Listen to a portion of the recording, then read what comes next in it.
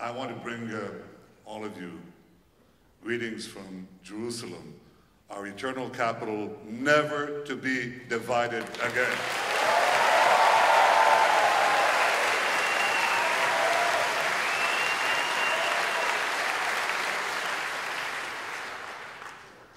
I want to thank Prime Minister Malcolm Turnbull for the extraordinary welcome that he and his wife Lucy have shown Sara and me and our entire delegation. There is no better friend for the State of Israel.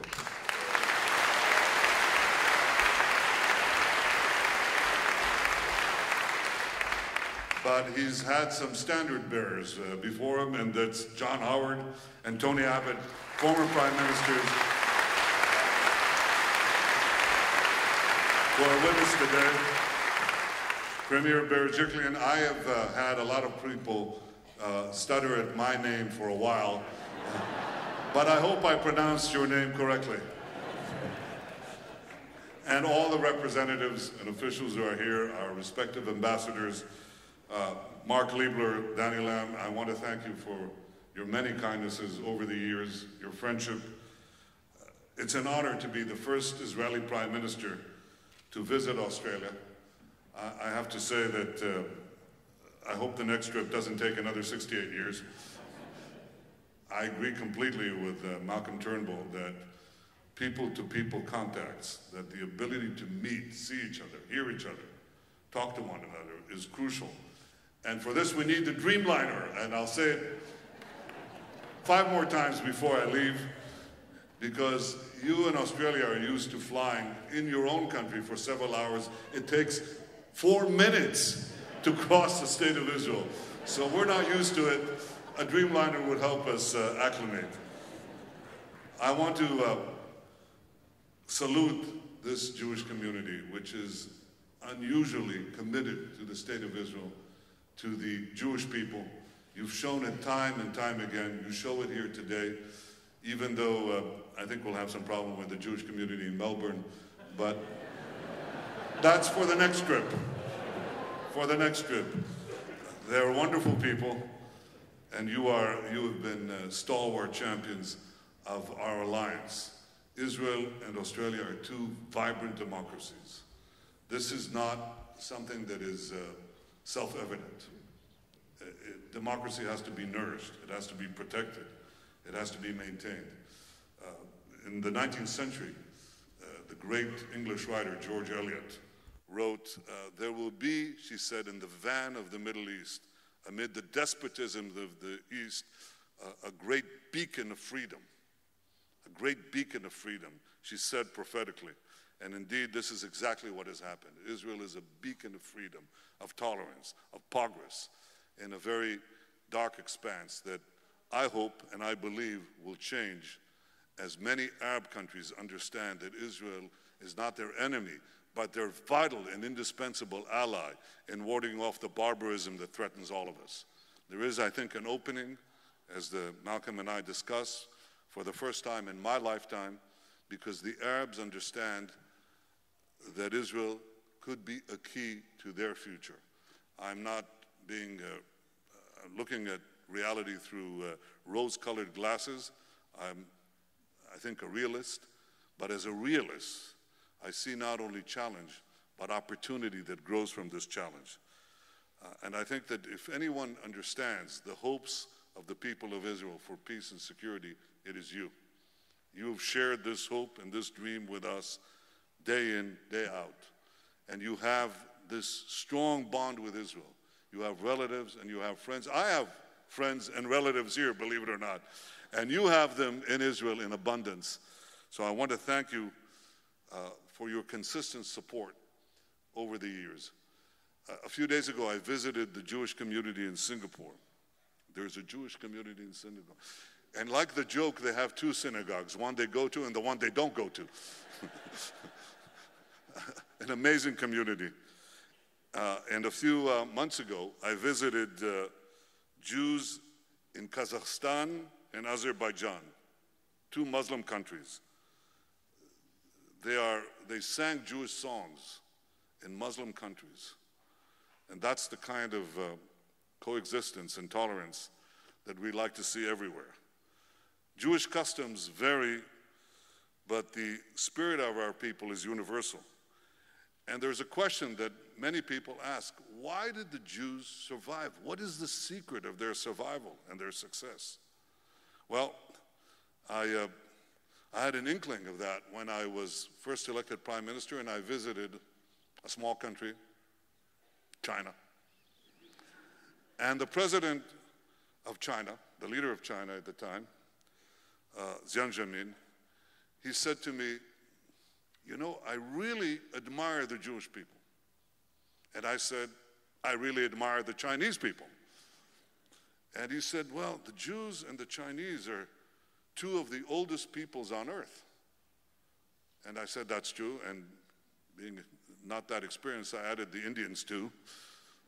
But, you know, it goes back 5,000 years, in our case, almost 4,000 years. And he said, yes, this is true. And I said, but there's a difference. He said, what's the difference? I said, well, how many Chinese are there? He said, well, 1.2 billion. I said, how many Indians? He said, about 1 billion. And then I said, how many Jews? And he said, I don't know. I said, well, there were about 13 million Jews at the time, 13 million Jews. And there was absolute silence in the room. You could see, you could hear the jaws drop, because that's, you know, a suburb of Beijing. And I said, Mr. President, isn't it odd? We've been around for thousands of years. You exceed 1 billion, and we're only 13 million. He said, what happened? And I said, a lot of things happened, but they boiled down to one thing. You, the Chinese, kept China. The Indians kept India. And we, the Jewish people, lost our land and were scattered to the far corners of the earth. And for the last 2,000 years, we've had one goal: to come back to our ancient homeland and reconstitute our life, build our own state, define our own future, control our own destiny. This is the source, this is the thrust of Jewish history.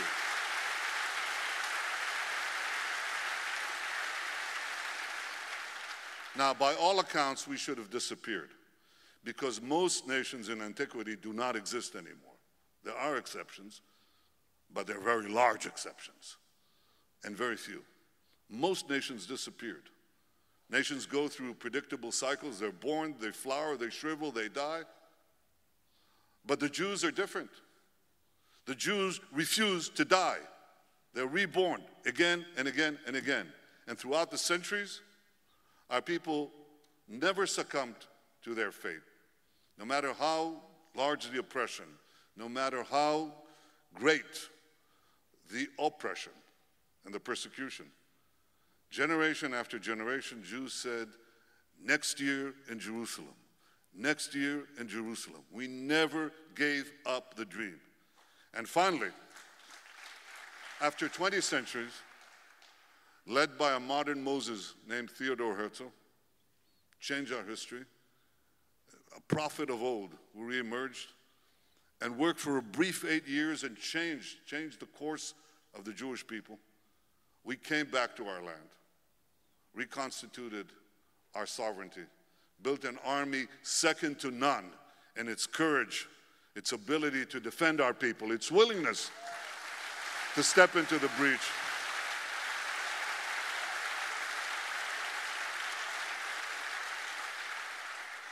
Built an economy that is now becoming an innovation nation, an example for the entire world. And you know, there used to be a joke when I was a young man in Israel, growing up. How do you make a small fortune in Israel? You start with a big fortune? No longer. Some big fortunes are made in Israel because of the ingenuity of our people. And guess what? We liberated the economy and allowed the natural enterprise, the natural capabilities that are inherent in our history, in our traditions, to burst forward. So we've built this future. And I was approached by African diplomats in the UN a few months ago. You know, I give this speech at the UN every year. But this year was different because so many of the African countries want to partake of our experiences, of our innovation. And we had an exhibit there of Israeli technology, absolutely amazing, amazing stuff. And one African leader said to me, can you tell me the secret? He wanted to know the secret. And I said, you mean the secret of our success? And he said, I want to understand how Israel is able to do what it does. And I said, look, it's a combination of two things. A continual quest for the future with a deep regard for the past, a deep regard for our roots. It's like a tree that has deep roots in the land and yet seeks to grow the branches all the time, reaches upward. And it's that combination of tradition and innovation that makes Israel what it is, and make the people of Israel what they are, and make you the community that you are. We respect our traditions, we respect our roots, and yet we are constantly inquisitive, constantly seeking to improve the life of our people and the life of all mankind. This is what characterizes the Jewish people. This is what characterizes the Jewish state.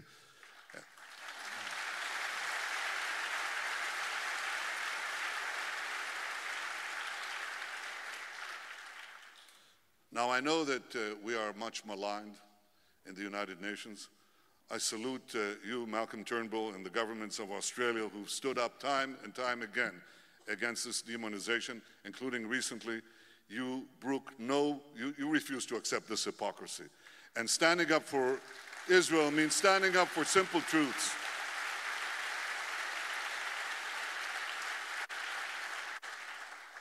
It doesn't mean that we don't have our imperfections. Which country is perfect? Well, Australia is pretty close. But none of us are perfect, but we seek all the time to improve. We seek all the time to do better. We seek to do better for all our peoples, and we also want Israel to be the home of all Jews. I want every Jew in the world, every Jewish man and woman to feel comfortable in the state of Israel.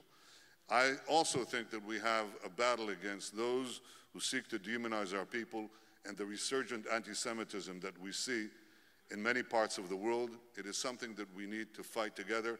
I think this is important in Europe. It's important in America. It's very important that President Trump took a strong stand against anti-Semitism, and it's important that we all continue to do so in the years ahead.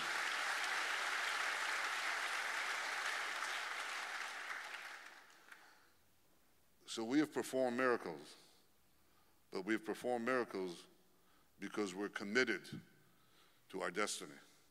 I want all of you to come to Israel. I want you to visit your friends and your families.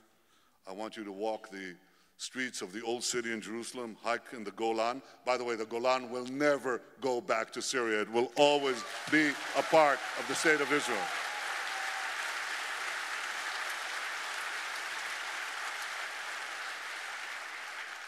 Spend time with our brave young soldiers. Get to know the land. See this miracle. See the land of Israel. See the people of Israel. The state of Israel lives. The people of Israel thrive. Am Yisrael Chai. We are part of you. You are part of us. Thank you for this warm welcome.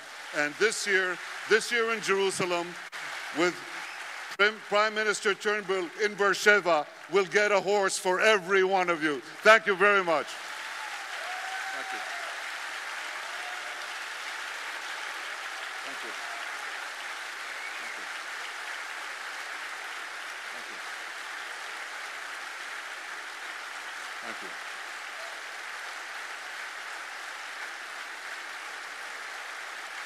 Thank you. תודה רבה. Thank you. Thank you.